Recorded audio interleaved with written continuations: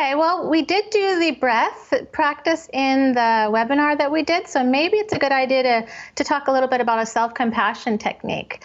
So this has really been adapted from Kristen Neff, who studies self-compassion, and I've kind of adapted it for the sensitive person. And one of the reasons this is such an incredibly powerful tool to have as an HSP is because while we tend to be some of the most compassionate people out there for others, we tend to lack self-compassion. We tend to be really hard on ourselves. And I consider self-compassion to be like armor. It's like a protective armor. It protects you in the world as a sensitive person, because if something's gone wrong, you've made a mistake, you're getting hard on yourself about something, and if you start practicing self-compassion, you actually can activate certain centers in the brain that are calming.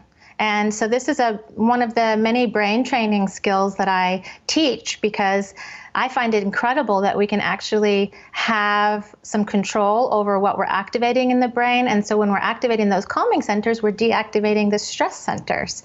So as part of the practice, if you can pull up, and for those of you that are listening, pull up something in your mind or memory that's happened recently that maybe you were kind of hard on yourself about.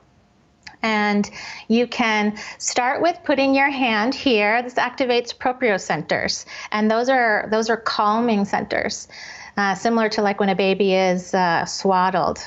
So it's got 3 steps. The first step is to name the emotion that you're having.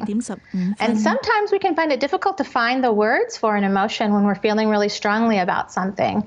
But what's exciting about that is just finding the words has a way of activating that more cognitive center of your brain that's going to really support you in that moment.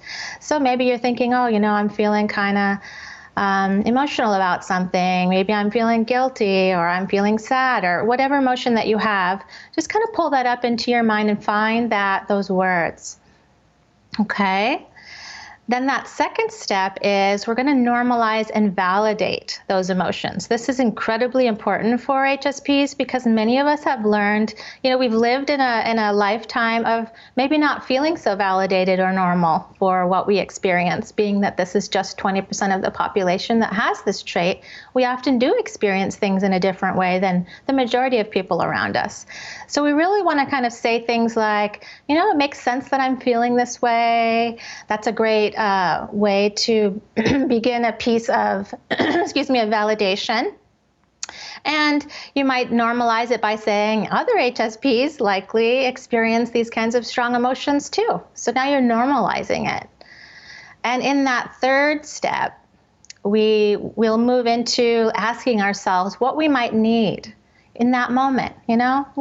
What do I need in this moment? Maybe it's something as simple as I need a break. I need to go get myself some food or something to drink, a glass of water. Maybe I need to journal. Maybe I need to talk to somebody. Maybe I need a hug.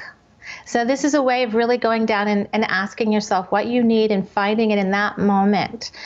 Now, this is something that's skill building in the brain, meaning the more you practice it, the better you get at it, the better your brain gets at it too. And again, if you're activating those calming centers, you're deactivating those stress centers. And so it's an incredibly powerful technique. Keep practicing it daily until you get better and better at it. So that's a little snippet of one of the brain training skills. And I was really fun to hear from you guys after the webinar that I did, because so many of you shared that you tried the breath technique that I taught